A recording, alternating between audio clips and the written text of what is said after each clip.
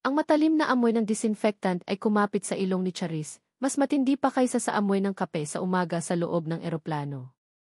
Nakakabingi ang mga flash ng kamera, sunod-sunod, na para bang isang bagyo ng kidlat ang bumabagsak sa loob ng press conference room. Ang kanyang mga kamay ay mahigpit na nakakuyom sa gilid ng podyum, ang mga kuko niya ay halos bumabaon sa kanyang palad. Sa tabi niya, nakatayo si Police Officer Kenzo Reyes, ang lalaking pinagmulan ng lahat ng kaguluhang ito.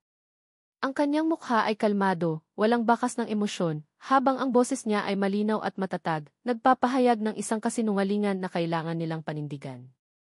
Kami po ay nagpapasalamat sa inyong pagdalo, simula ni Kenzo, ang kanyang boses ay tila nagmumula sa malalim na balon, at nais po naming ipahayag na kami ni Flight Attendant Charis de la Cruz ay nagpasya ng magpakasal. Magpakasal.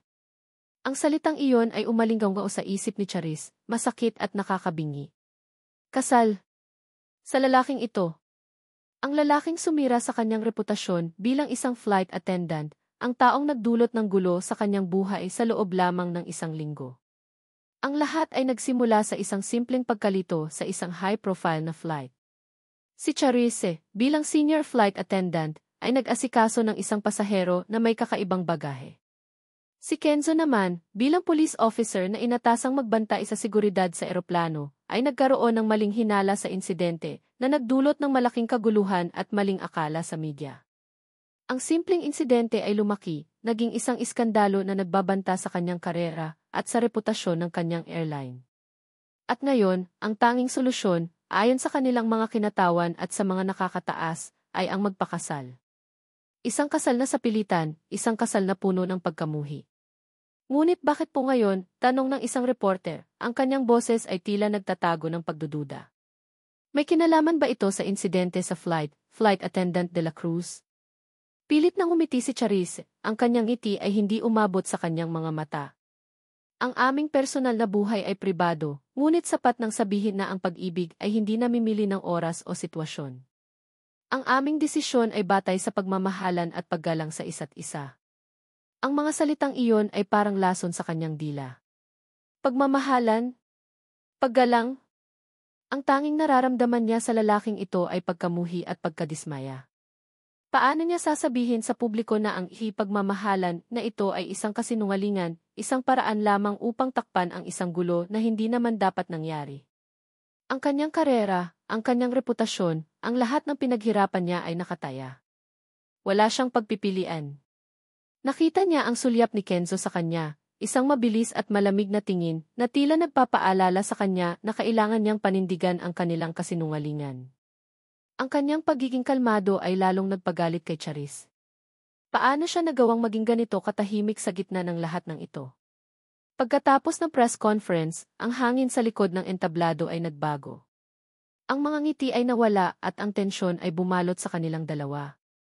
Inalis ni Kenzo ang kanyang kurbata, itinapon ito sa isang upuan. Tapos na, anya, ang kanyang boses ay tuyo. Sana naman, matapos na rin ang kaguluhan na ito.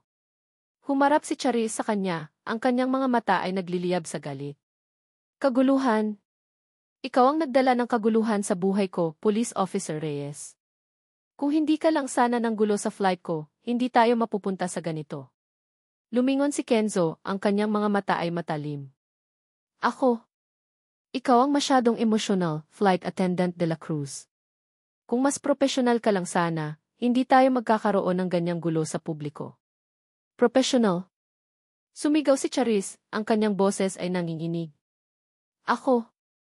Ako ang nagtataya ng buhay ko sa bawat flight na pinaglilingkuran ko, habang ikaw, naghahanap ka lang ng gulo sa mga inosenteng tao. Anong professional doon? Trabaho ko yon, di ni Kenzo. At hindi mo naiintindihan ang seguridad. May proseso ang lahat. Hindi mo pwedeng basta-basta na lang magpabaya sa mga protocol, lalo na sa isang international flight. At ano? Dahil sa seguridad mo, nasira ang reputasyon ko.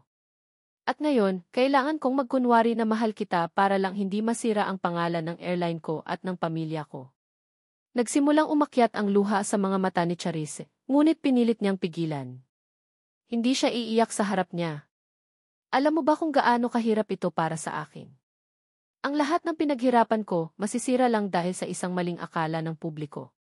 Bumuntong hininga si Kenzo, hinimas-himas ang kanyang sentido. Wala tayong magagawa. Napagdesisyonan na ito ng mga nakakataas. Kailangan nating panindigan. Para sa ikabubuti ng lahat.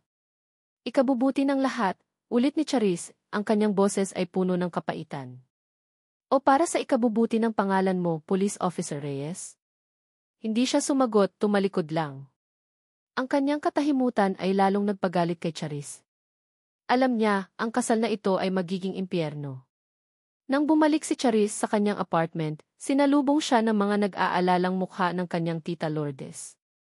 Siya, anak, totoo ba ang balita? Magpapakasal ka raw sa pulis na yan? Niyakap ni Charis ang kanyang tiyahin, at sa wakas ay pinayagan ang kanyang mga luha na umagos. Diyos ko, tita Lourdes. Hindi ko po alam. Pinilit lang po kami. Para lang po matapos ang gulo. Hinaplos ni tita Lourdes ang kanyang buhok. Pero anak, ang kasal ay sagrado. Hindi ito basta-basta lang. Paano na ang pangarap mo? Ang pangarap mong makahanap ng tunay na pag-ibig. Ang mga salitang iyon ng kanyang tiyahin ay parang asin na isinaboy sa sugat ni Charis. Palagi siyang nangangarap ng tunay na pag-ibig, isang kasal na batay sa pagmamahalan at tiwala. Ngayon, lahat ng iyon ay naglaho. Ang mga kapitbahay ay nagbubulungan, ang kanilang mga mapanuring tingin ay nagpaparamdam kay Charis ng pagkaipit. Alam niya, hindi na magiging katulad ng dati ang kanyang buhay.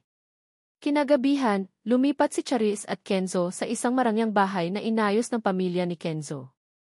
Ang bahay ay maluwag at moderno, ngunit pakiramdam ni Charis ay isa itong kulungan.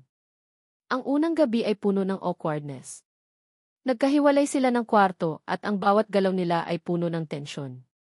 Ang hapunan ay naganap sa katahimikan, tanging ang tunog lamang ng kubyertos ang naririnig. May gusto ka bang kainin bukas? Tanong ni Kenzo, pilit na sinisira ang katahimikan. Wala, sagot ni Charis, hindi man lang siya tinitingnan. Kaya kong magluto para sa sarili ko. Alam ko, Anya, pero bilang asawa, kailangan nating magpakita ng pagkakaisa. Pagkakaisa? Tumawa si Charis.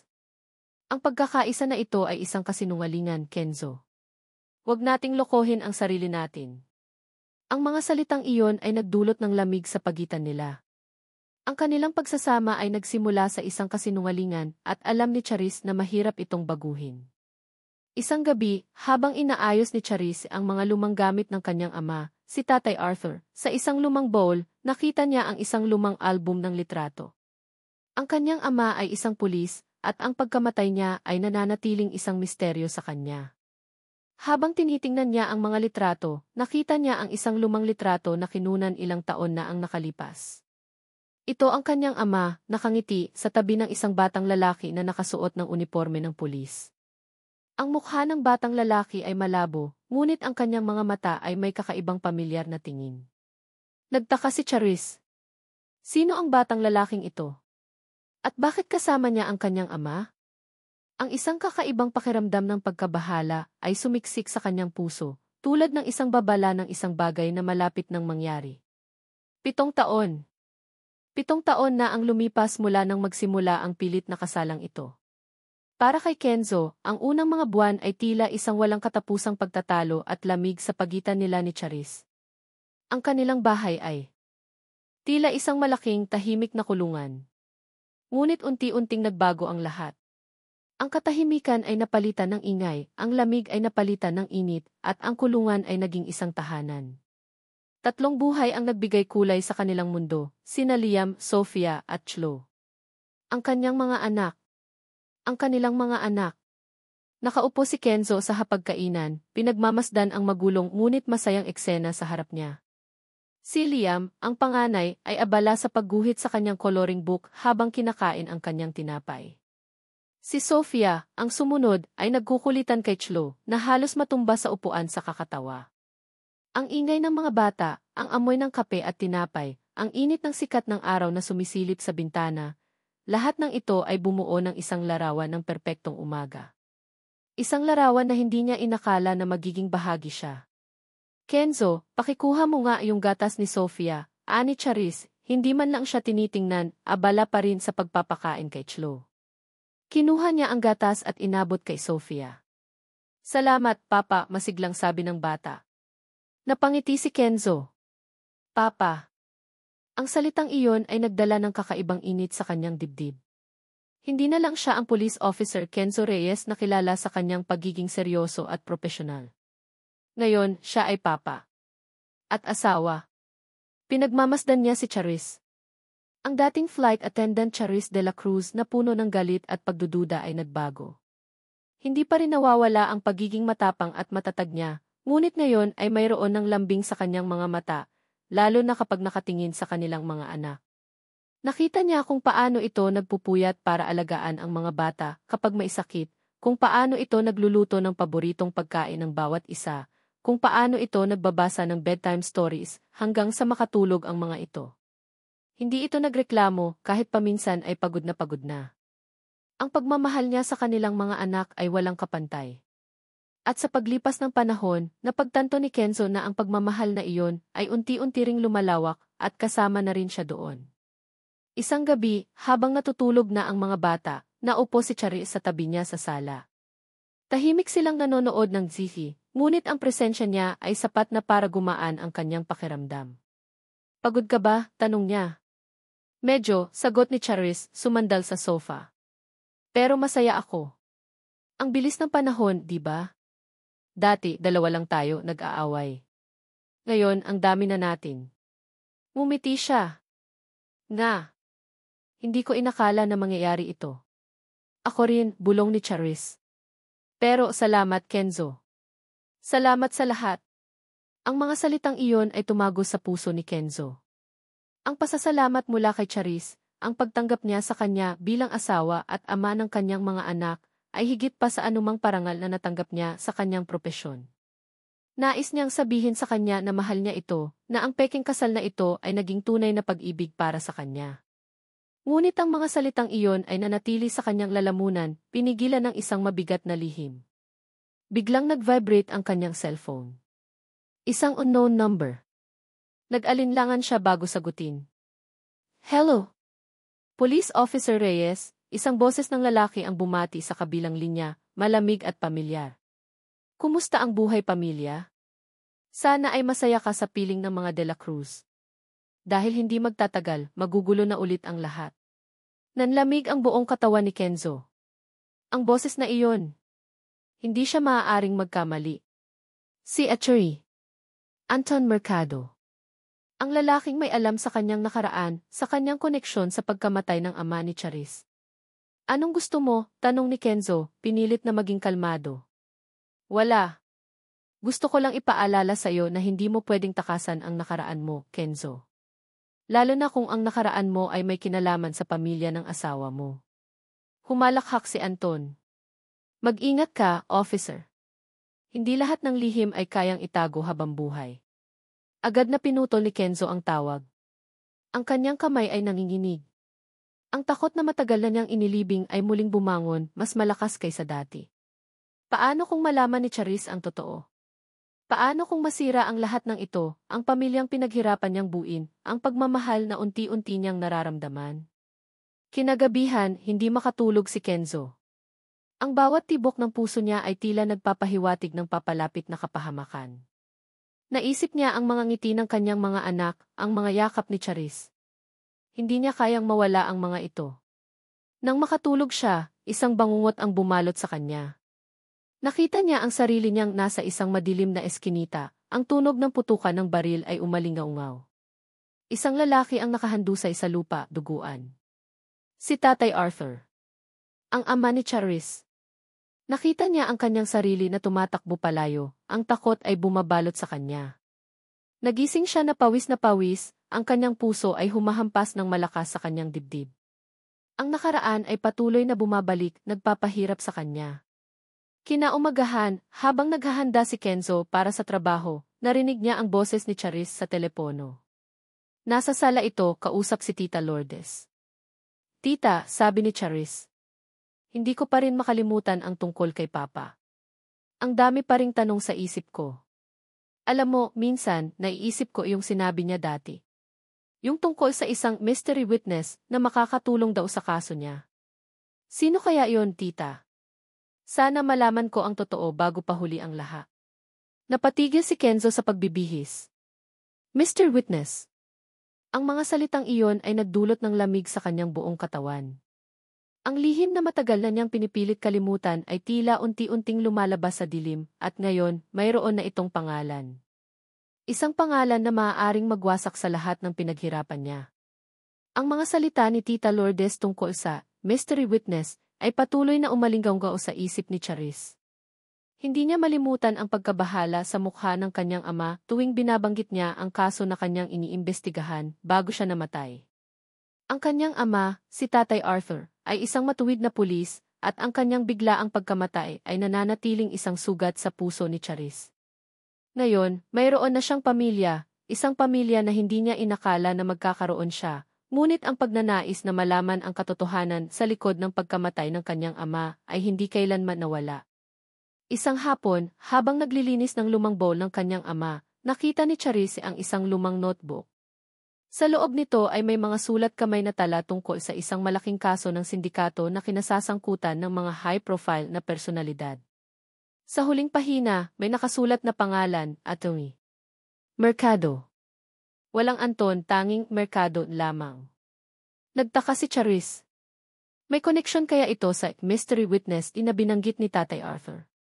Ang paghahanap niya sa a mystery witness ay nagdala sa kanya sa isang lumang library ng batas kung saan siya naghahanap ng mga lumang ulat ng kaso at mga artikulo sa pahayagan.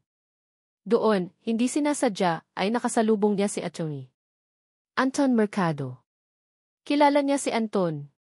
Isa itong ambisyosong abogado at madalas silang nagkikita sa mga kaganapan, lalo na sa mga kasong may kinalaman sa malalaking negosyante.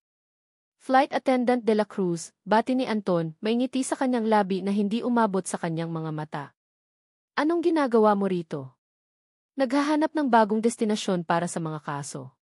Hindi pinansin ni Charis ang pang-insulto. Naghahanap lang ako ng impormasyon, Atty. Mercado. Ikaw? Ako? Palagi naman akong naghahanap ng kaalaman, sagot ni Anton, lumapit sa kanya. Pero mukhang mas malalim ang hinahanap mo. May kinalaman ba ito sa kaso ng yumaong ama mo? Napatigil si Charis. Paano niya nalaman? Bakit mo natanong? Ngumiti si Anton, isang ngiti na nagdulot ng lamig sa likod ni Charis. Marami akong alam, Charis. Lalo na sa mga kasong may kinalaman sa mga taong may kapangyarihan. Alam mo, may mga bagay na hindi dapat malaman ng ordinaryong tao. At may mga taong kayang gawin ang lahat para lang manatiling nakatago ang mga lihim. Tumingin siya ng diretso sa mga mata ni Charis. Kahit pa may kinalaman ito sa pagkamatay ng isang pulis. Ang mga salita ni Anton ay nagdulot ng matinding pagdududa sa isip ni Charis. May alam ba siya? At paano ito konektado sa kanyang ama? Nagsimula si Charis na bigyang pansin ang mga kilos ni Kenzo. Napansin niya na madalas itong tumatanggap ng mga tawag sa telepono sa hating gabi at palagi itong lumalabas ng bahay para sagutin ang mga ito. Minsan, nahuli niya itong nakatingin sa malayo, malalim ang iniisip at kapag tinanong niya, sasabihin lang nitong pagod ito sa trabaho. Ang mga maliliit na bagay na ito ay nagdagdag sa kanyang pagkabahala. Isang gabi, habang naghahanda si Charis para matulog, naamoy niya ang usok. Nagtaka siya. Galing ito sa labas. Sumilip siya sa bintana at nakita niya si Kenzo sa likod bahay. May sinusunog na mga papel sa isang maliit na basurahan. Ang apoy ay sumasayaw sa dilim at ang mukha ni Kenzo ay seryoso, tila may malalim na iniisip. Ano ang sinusunog niya? Bakit sa gabi? Bakit palihim?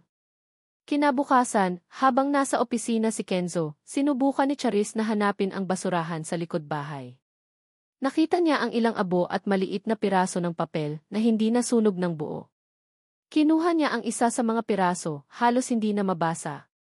May nakasulat na Reyes Police Department at isang bahagi ng pangalan.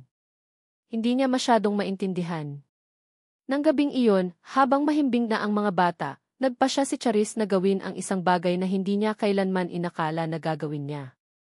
Lihim siyang pumasok sa opisina ni Kenzo sa bahay. Ang silid ay malinis at maayos, tulad ng pagkatao ni Kenzo. Sinimulan niyang halughugin ang mga drawer, naghahanap ng anumang pahiwatig. Sa isang nakakandadong drawer, nakita niya ang isang lumang album ng larawan. Binuksan niya ito ng dahan-dahan. Sa loob, may isang larawan na nagpatigil sa kanyang paghinga. Ito ang kanyang ama, si Tatay Arthur, nakangiti. Sa tabi niya ay si Kenzo, mas bata, nakasuot ng uniforme ng pulis, ngunit walang duda na siya iyon. At sa tabi ni Kenzo ay isang lalaki na hindi niya kilala, may matalim na tingin.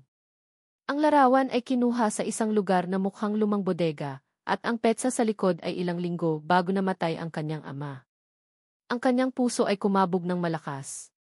Bakit magkasama ang kanyang ama at si Kenzo? At sino ang ikatlong lalaki? Ang pagkabahala ay naging isang malamig na takot. Ang larawan na ito ay nagpapatunay na may koneksyon si Kenzo sa kanyang ama bago pa man sila magkakilala sa kaso. Ang lihim na ito ay mas malalim kaysa sa kanyang inakala. Ang larawan. Ang larawan ni Tatay Arthur, ni Kenzo na mas bata, at ng isang estranghero sa isang lumang bodega. Ang petsa sa likod ay ilang linggo bago namatay ang kanyang ama. Ang mga detalye ay nagdudulot ng matinding pagkabahala sa puso ni Charis. Hindi niya maintindihan. Bakit magkasama ang kanyang ama at si Kenzo? At bakit hindi niya ito kailanman nabanggit? Ang mga tanong na ito ay nagpatuloy na umalinggaw sa kanyang isip, nagpapahirap sa kanya. Samantala, napansin ni Kenzo ang kakaibang pagbabago sa kilos ni Charis. Mas tahimik ito, mas malayo, at madalas ay nakikita niya itong nakatitig sa kanya na may pagdududa sa mga mata. Alam niya na may hinahanap ito.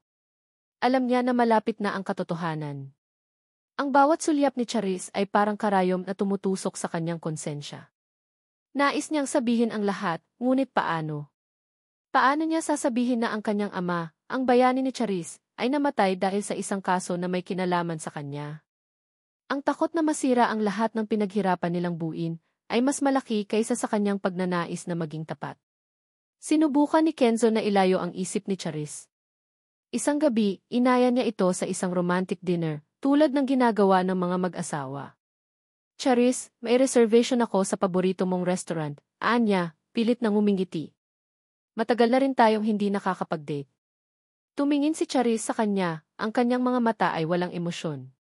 Pagod ako, Kenzo. Saka, ang mga batad. Nakausap ko na si Tita Lourdes. Siya na ang bahala sa kanila, pilit ni Kenzo. Kailangan din nating mag-usap. Bilang mag-asawa.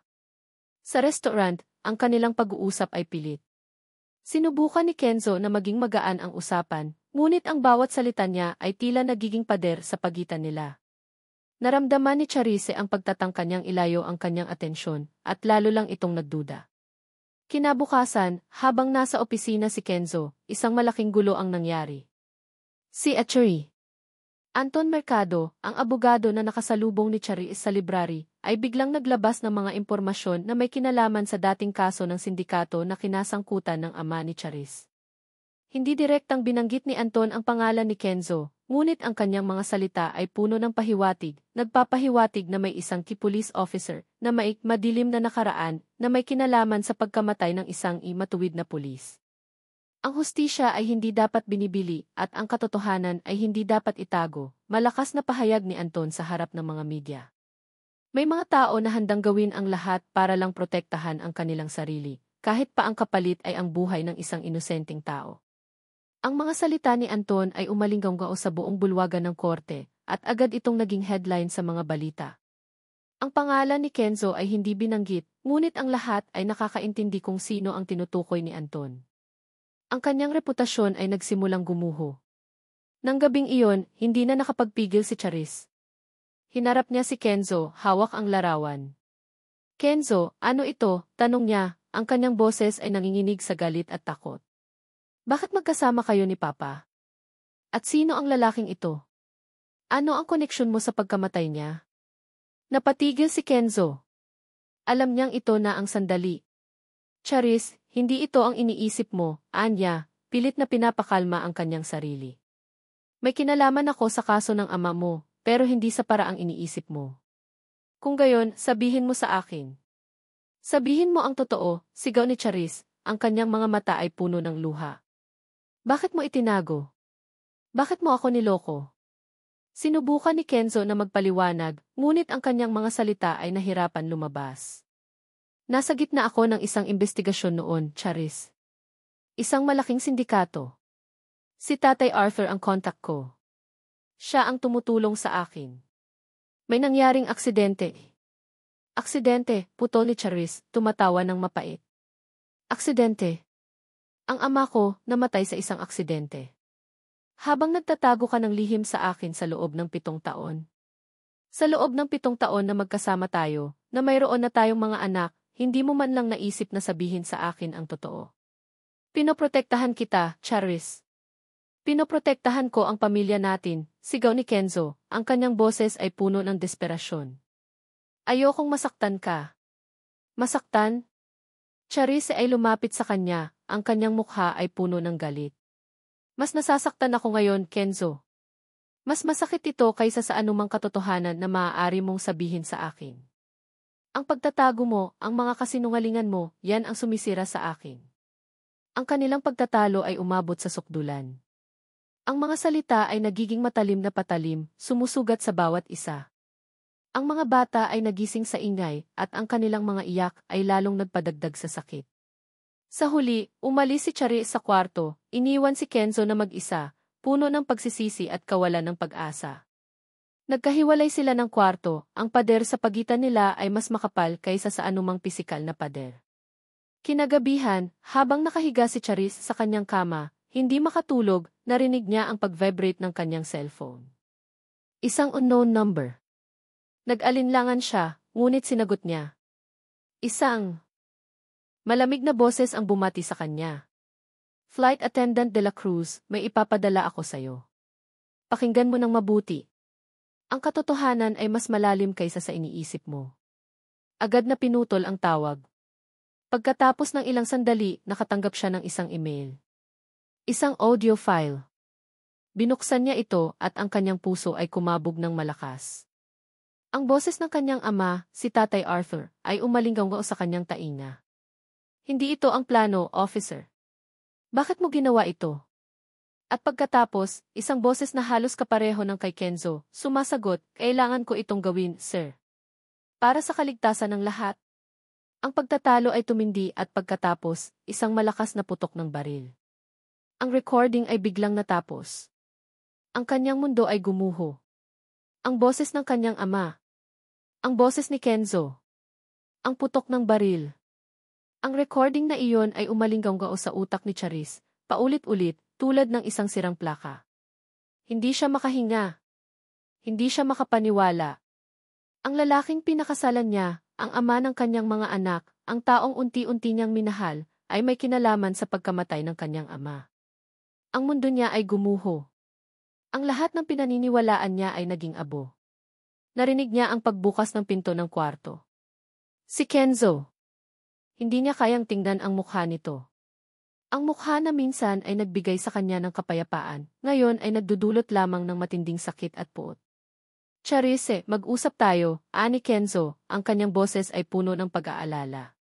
Pakiusap, pakinggan mo ako. Ngunit hindi na siya nakinig. Ang galit ay bumalot sa kanya, mas matindi kaysa sa anumang naramdaman niya dati. Tumayo siya, hinarap si Kenzo, ang kanyang mga mata ay nagliliyab sa puot. Wala na tayong pag-uusapan, Kenzo. Narinig ko na ang lahat. Ang ama ko, pinatay mo siya. Pinatay mo ang ama ko. Hindi, Charis. Hindi ganoon. May aksidente, di. Aksidente. Ang putok ng baril na iyon ay aksidente. Ang pagtatago mo ng lihim sa akin sa loob ng 7 taon ay aksidente. Ang pagpapakasal sa akin para lang takpan ang kasalanan mo ay aksidente. Ang bawat salita niya ay puno ng kapaitan. Hindi ko na kaya, Kenzo. Hindi ko na kaya pang mabuhay sa ilalim ng isang bubong kasama ang taong pumatay sa aking ama. Gusto ko ng hiwalayan. Ang mga salitang di gusto ko ng hiwalayan ay parang kidlat na tumama kay Kenzo. Ang kanyang mukha ay namutla. Charis, wag mong gawin ito. Ang mga bata, paano na ang mga anak natin? Ang mga bata. Tumawa si Charis, isang tawa na walang kaligayahan. Ang mga bata ang dahilan kung bakit kailangan kong gawin ito. Hindi ko kayang itago sa kanila ang katotohanan. Hindi ko kayang mabuhay sa kasinungalingan. Umalis ka, Kenzo. Umalis ka sa bahay na ito. Sa kabila ng mga pagtutol at pakiusap ni Kenzo, nanatili siyang matatag. Ang sakit ay masyadong malalim. Ang pagtataksil ay masyadong mabigat. Kinabukasan, lumipat si Kenzo sa isang hotel, iniwan si Charis at ang kanilang mga anak. Ang bahay na minsan ay puno ng tawanan at pagmamahalan ay naging malamig at tahimik. Nagsimulang mangolekta si Charis ng mga ebidensya. Ginagamit niya ang kanyang koneksyon sa pulisya, lihim na naghahanap ng mga lumang ulat ng pulisya, mga pahayag ng saksi, at anumang impormasyon na may kinalaman sa pagkamatay ng kanyang ama. Ang bawat piraso ng impormasyon ay nagpapatunay lamang sa kanyang hinala, may kinalaman si Kenzo. Sa gitna ng kanyang paghahanap, muling lumitaw si Atty. Anton Mercado. Nilapitan niya si Charis sa labas ng korte, may ngiti sa kanyang labi. Flight Attendant de la Cruz, narinig ko ang nangyari. Nakikiramay ako. Alam kong mahirap ang pinagdadaanan mo. Pinaghihinalaan ni Charis si Anton, ngunit ang kanyang mga salita ay tila nagbibigay ng kaunting ginhawa. Salamat, Atty. Mercado. Alam mo, patuloy ni Anton, ang kanyang boses ay bumaba. Marami akong alam tungkol sa mga kasong tulad nito. Lalo na sa mga kasong may kinalaman sa mga taong may kapangyarihan. At alam kong may koneksyon si Kenzo Reyes sa mga taong iyon. Kung kailangan mo ng tulong para makamit ang hustisya para sa ama mo, nandito lang ako. Nagbigay si Anton ng ilang iimpormasyon kay Charis, mga pahiwatig na nagpapalakas sa kanyang paniniwala na si Kenzo ang may kasalanan. Ang mga impormasyong ito, bagaman hindi direkta, ay sapat upang lalong pagdudahan ni Charis si Kenzo. Ang bawat salita ni Anton ay tila nagpapatunay sa kanyang mga takot. Samantala, sinubukan ni Kenzo na makipag-ugnayan kay Charis. Nagpadala siya ng mga text message, tumawag, at nagpadala pa nga ng mga bulaklak sa bahay. Ngunit hindi siya sinasagot ni Charis. Ang kanyang puso ay dinudurog sa bawat araw na lumilipas. Nakikita niya ang kanyang mga anak sa paaralan, at ang lungkot sa kanilang mga mata ay nagpapadagdag sa kanyang sakit. Si Liam, ang panganay, ay madalas na nagtatanong, Papa, kailan ka po uwi? Miss na po namin kayo ni Mama. Hindi niya alam kung paano sasagutin. Ang kanyang pamilya ay unti-unting nawawasak at siya ang may kasalanan. Ang lihim na kanyang pinilit itago ay ngayon ang sumisira sa kanyang buhay. Isang gabi, habang naglilinis si Charis ng lumang bowl ng kanyang ama, nakita niya ang isang lumang liham na nakatago sa ilalim ng mga lumang damit. Ito ay sulat ng kanyang ama para kay Tita Lourdes. Binuksan niya ito ng dahan-dahan. Lourdes, may iniimbestigahan akong malaking kaso, nakasulat sa liham. Isang sindikato na napakadelikado. May isang tao akong kasama, isang insider, na tumutulong sa akin. Ngunit nanganganib ang buhay niya. Kung may mangyari sa akin, pakiusap, alagaan mo si Charis. At hanapin mo ang insider na iyon. Siya lang ang makakapagsabi ng buong katotohanan. Ang liham ay hindi binanggit ang pangalan ng i-insider. Ngunit ang mga salitang iyon ay nagdulot ng kakaibang pakiramdam kay Charis. Isang key insider. Isang taong nanganganib ang buhay. Maaari kayang si Kenzo ang tinutukoy ng kanyang ama? Ngunit bakit niya ito itinago? Ang mga tanong na ito ay nagpatuloy na umalinggaw sa kanyang isip, nagpapahirap sa kanya. Ang pagdududa ay unti-unting nagiging isang maliit na butil ng pag-asa, ngunit ang sakit at puot ay nananatili pa rin. Ang bawat araw na lumilipas ay parang isang kutsilyo na tumutusok sa puso ni Kenzo. Ang katahimikan sa bahay, ang mga hindi nasagot na tawag at text ni Charis, ang lungkot sa mga mata ng kanyang mga anak, lahat ng ito ay nagpapahirap sa kanya. Alam niyang siya ang may kasalanan. Ang kanyang lihim ang sumisira sa kanilang pamilya. Ngunit paano niya sasabihin ang buong katotohanan nang hindi lalong sinisira ang lahat? Ang mga balita tungkol sa kanya ay kumalat na. Ang mga pahiwatig ni Anton Mercado ay nagdulot ng malaking pinsala sa kanyang reputasyon. Narinig niya ang mga bulungan sa opisina ng pulis, ang mga sulyap ng pagdududa mula sa kanyang mga kasamahan. Hindi na niya kayang magtago. Kailangan niyang harapin ang katotohanan, kahit pa ang kapalit ay ang kanyang sariling pagkasira. Isang hapon, habang nasa opisina, nakatanggap siya ng tawag mula sa isang dating kasamahan sa pulisya, si Captain de la Cruz, na nagtanong tungkol sa mga lumang kaso ng sindikato. Naisip ni Kenzo na ito na ang pagkakataon. Kailangan niyang maging matapang. Police Officer Reyes, may mga lumang kaso kaming binabalikan, ani Captain de la Cruz. May kinalaman sa sindikato na kinasangkutan ni Tatay Arthur de la Cruz. Mayroon ka bang anumang impormasyon na makakatulong? Nag-alinlangan si Kenzo. Ito na ba ang tamang oras? Captain, may kailangan akong sabihin sa'yo. At kay Charis. Ang buong katotohanan. Nag-set sila ng meeting. Ngunit bago pa man mangyari iyon, isang tawag ang natanggap ni Kenzo mula sa isang hindi kilalang numero. Police Officer Reyes, ay hawak ako na mahalaga sa'yo, ang boses ni Anton Mercado. Ang isa sa mga anak mo. Kung ayaw mong may mangyari sa kanya, huwag kang gagawa ng anumang hakbang laban sa akin. At huwag mong sasabihin ang anumang lihim na alam mo. Nanlamig ang buong katawan ni Kenzo. Ang kanyang anak. Si Liam. Ang kanyang puso ay kumabog ng malakas. Hindi niya kayang mawala ang kanyang mga anak. Ang takot ay bumalot sa kanya. Ngunit hindi niya rin kayang manatiling tahimik. Kailangan niyang iligtas ang kanyang anak at kailangan niyang ilabas ang katotohanan. Nagpasya si Kenzo na harapin si Anton Mercado. Nagkita sila sa isang liblib na lugar. Pakawalan mo ang anak ko, Anton, ani Kenzo, ang kanyang boses ay matatag sa kabila ng takot. Umisi si Anton. Hindi ganoon kadali, Kenzo. Alam ko ang lahat.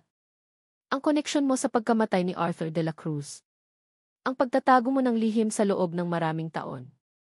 Kung ilalabas mo ang katotohanan, masisira ang lahat ng pinaghirapan mo. Ang pamilya mo, ang reputasyon mo.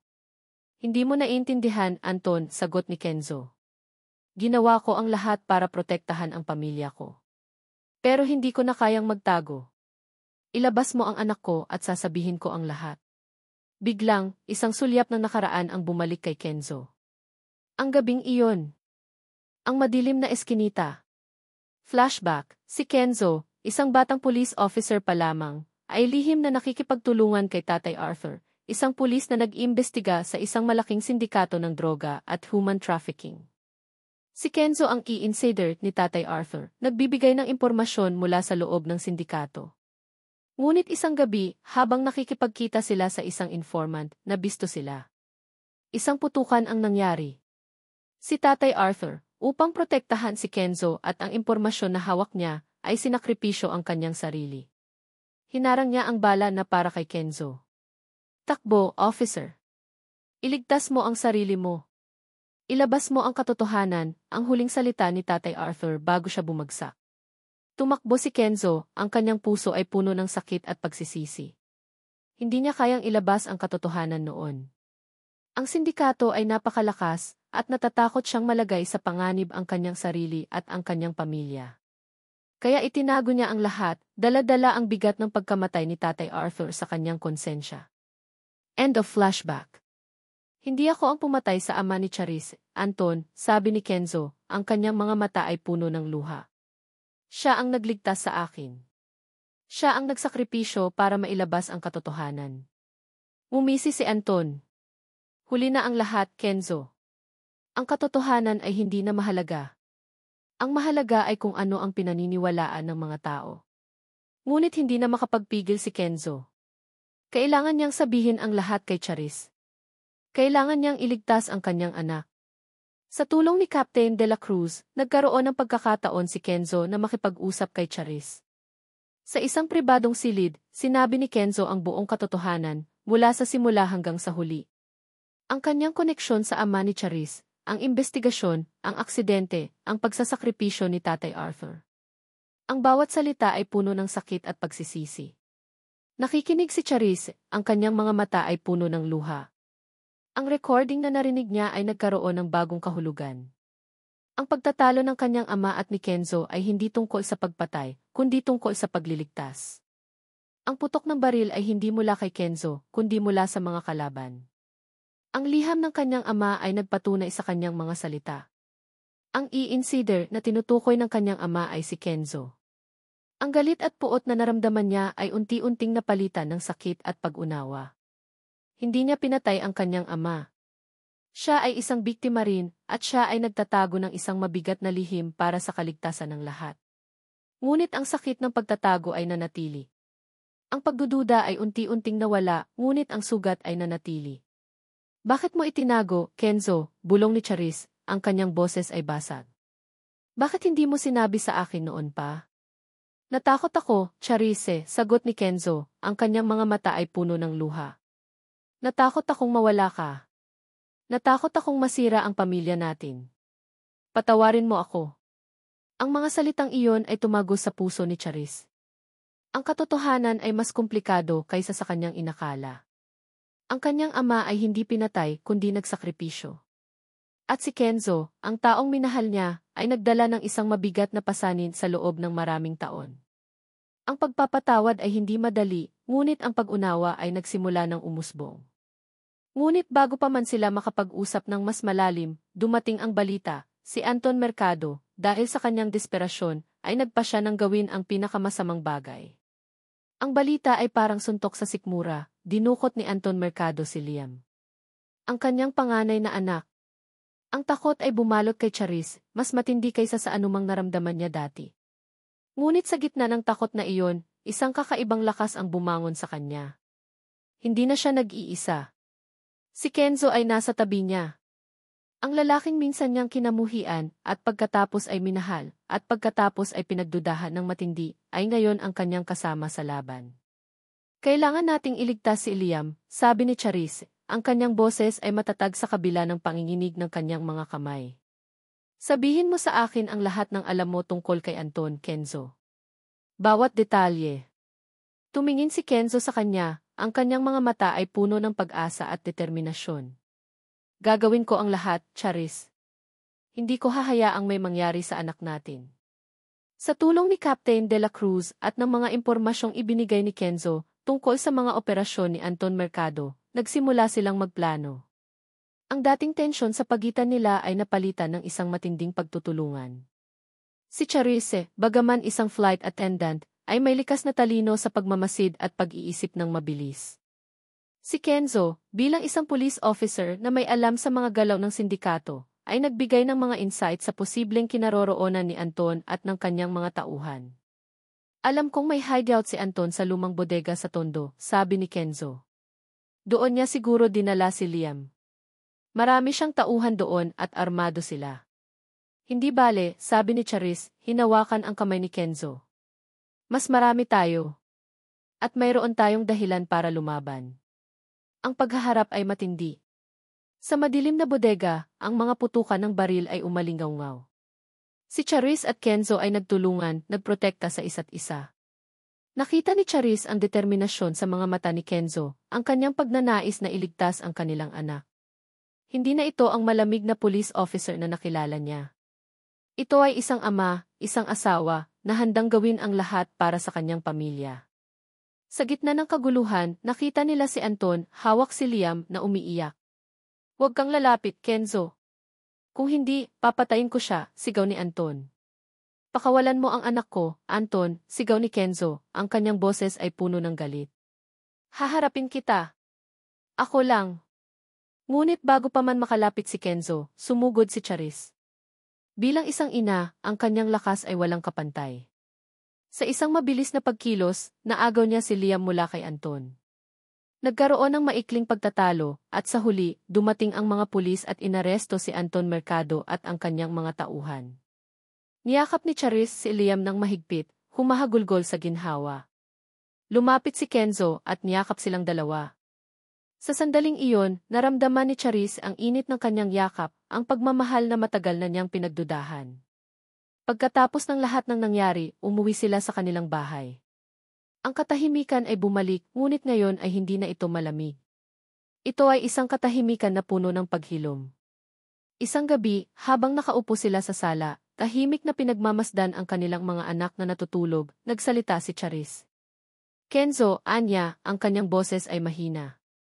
Ang lahat na nangyari ang sakit ay nananatili pa rin. Hinawakan ni Kenzo ang kanyang kamay. Alam ko, Charisse. At hindi ko kailanman hihilingin na kalimutan mo ang sakit. Ang tanging hiling ko ay bigyan mo ako ng pagkakataon. Para patunayan na mahal kita. At para patununan na, karapat-dapat ako sa pagpapatawad mo. Tumingin si Charis sa kanya, ang kanyang mga mata ay puno ng luha. Nakita niya ang sinseridad sa kanyang mga mata, ang pagsisisi at ang pagmamahal. Ang pagpapatawad ay hindi madali. Ang pagpapatawad sa isang tao na nagtago ng isang napakalaking lihim, lalo na kung ang lihim na iyon ay may kinalaman sa pagkamatay ng kanyang ama, ay halos imposible. Ngunit nakita niya ang kanyang ama sa mga mata ni Kenzo, ang kanyang ama na nagsakripisyo para sa katotohanan. At nakita niya ang kanyang mga anak, ang bunga ng kanilang pagmamahalan, na ngayon ay nangangailangan ng isang buong pamilya. Patawarin mo ako, Kenzo, bulong ni Charis, hindi para sa kanya, kundi para sa kanyang sarili. Patawarin mo ako sa pagdududa ko. Sa pagiging bulag ko sa katotohanan. Walang dapat ipatawad, Charis, sagot ni Kenzo, ang kanyang mga mata ay puno ng luha. Ako ang may kasalanan. Ako ang nagtago. Niyakap niya si Kenzo ng mahigpit. Ang kanilang mga luha ay nagsama. Ito ay hindi lamang pagpapatawad para kay Kenzo, kundi pagpapatawad din para sa kanyang sarili. Pagpapatawad sa sakit, sa galit, sa pagdududa. Sa mga sumunod na buwan, unti-unting bumalik ang kanilang buhay sa normal. Ngunit hindi na ito ang dating normal. Ito ay isang normal na mas malalim, mas matatag. Ang kanilang pagmamahalan ay nasubok ng apoy at lumabas itong mas matibay. Isang hapon, habang nasa parke sila kasama ang kanilang mga anak, nakita ni Charis si Kenzo na masayang nakikipaglaro sa mga bata. Ang kanyang puso ay puno ng kapayapaan. Ang kanilang kasal ay nagsimula sa isang kasinungalingan, sa isang sapilitang sitwasyon. Ngunit sa paglipas ng panahon, sa gitna ng mga pagsubok at mga lihim, natagpuan nila ang tunay na pag-ibig.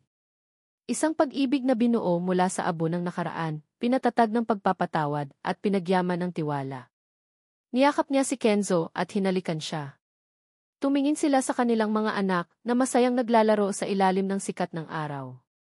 Ang kanilang pamilya ay hindi perpekto, ngunit ito ay totoo. At iyon ang pinakamahalaga. Ang kanilang kwento ay isang patunay na ang pag-ibig ay kayang lampasan ang lahat, kahit pa ang pinakamalalim na sugat ng nakaraan. Ang balita ay parang suntok sa sikmura, dinukot ni Anton Mercado si Liam. Ang kanyang panganay na anak.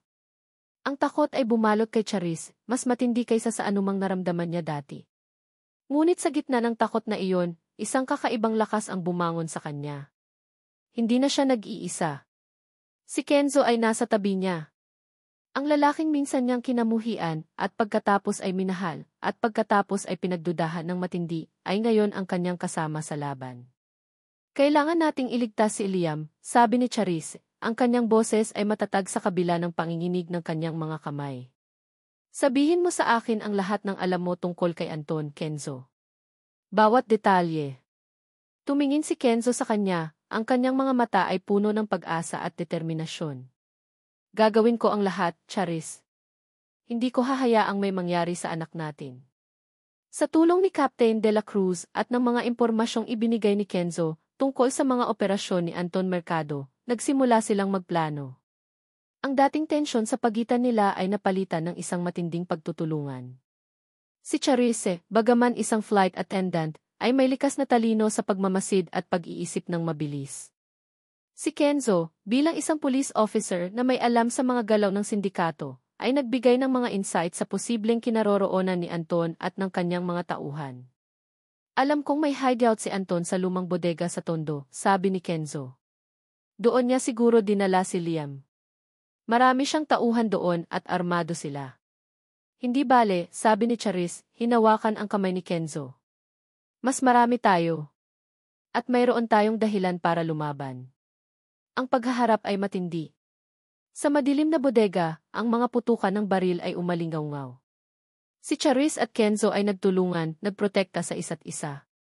Nakita ni Charis ang determinasyon sa mga mata ni Kenzo, ang kanyang pagnanais na iligtas ang kanilang anak. Hindi na ito ang malamig na police officer na nakilala niya. Ito ay isang ama, isang asawa, na handang gawin ang lahat para sa kanyang pamilya. Sa gitna ng kaguluhan, nakita nila si Anton, hawak si Liam na umiiyak. Huwag kang lalapit, Kenzo. Kung hindi, papatayin ko siya, sigaw ni Anton. Pakawalan mo ang anak ko, Anton, sigaw ni Kenzo, ang kanyang boses ay puno ng galit. Haharapin kita. Ako lang. Ngunit bago pa man makalapit si Kenzo, sumugod si Charis. Bilang isang ina, ang kanyang lakas ay walang kapantay. Sa isang mabilis na pagkilos, naagaw niya si Liam mula kay Anton. Nagkaroon ng maikling pagtatalo, at sa huli, dumating ang mga pulis at inaresto si Anton Mercado at ang kanyang mga tauhan. Niyakap ni Charis si Liam ng mahigpit, humahagulgol sa ginhawa. Lumapit si Kenzo at niyakap silang dalawa. Sa sandaling iyon, naramdaman ni Charis ang init ng kanyang yakap, ang pagmamahal na matagal na niyang pinagdudahan. Pagkatapos ng lahat ng nangyari, umuwi sila sa kanilang bahay. Ang katahimikan ay bumalik, ngunit ngayon ay hindi na ito malamig. Ito ay isang katahimikan na puno ng paghilom. Isang gabi, habang nakaupo sila sa sala, tahimik na pinagmamasdan ang kanilang mga anak na natutulog, nagsalita si Charis. Kenzo, Anya, ang kanyang boses ay mahina. Ang lahat na nangyari, ang sakit ay nananatili pa rin. Hinawakan ni Kenzo ang kanyang kamay. Alam ko, Charis. At hindi ko kailanman hihilingin na kalimutan mo ang sakit. Ang tanging hiling ko ay bigyan mo ako ng pagkakataon. Para patunayan na mahal kita. At para patununan na karapat-dapat ako sa pagpapatawad mo. Tumingin si Charis sa kanya, ang kanyang mga mata ay puno ng luha. Nakita niya ang sinseridad sa kanyang mga mata, ang pagsisisi at ang pagmamahal. Ang pagpapatawad ay hindi madali. Ang pagpapatawad sa isang tao na nagtago ng isang napakalaking lihim, lalo na kung ang lihim na iyon ay may kinalaman sa pagkamatay ng kanyang ama, ay halos imposible. Ngunit nakita niya ang kanyang ama sa mga mata ni Kenzo, ang kanyang ama na nagsakripisyo para sa katotohanan. At nakita niya ang kanyang mga anak, ang bunga ng kanilang pagmamahalan, na ngayon ay nangangailangan ng buong pamilya. Patawarin mo ako, Kenzo, bulong ni Charis, hindi para sa kanya, kundi para sa kanyang sarili. Patawarin mo ako sa pagdududa ko. Sa pagiging bulag ko sa katotohanan. Walang dapat ipatawad, Charis, sagot ni Kenzo, ang kanyang mga mata ay puno ng luha. Ako ang may kasalanan. Ako ang nagtago. Niyakap niya si Kenzo ng mahigpit. Ang kanilang mga luha ay nagsama. Ito ay hindi lamang pagpapatawad para kay Kenzo, kundi pagpapatawad din para sa kanyang sarili. Pagpapatawad sa sakit, sa galit, sa pagdududa. Sa mga sumunod na buwan, unti-unting bumalik ang kanilang buhay sa normal. Ngunit hindi na ito ang dating normal. Ito ay isang normal na mas malalim, mas matatag.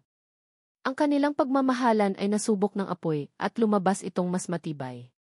Isang hapon, habang nasa parke sila kasama ang kanilang mga anak, nakita ni Charis si Kenzo na masayang nakikipaglaro sa mga bata.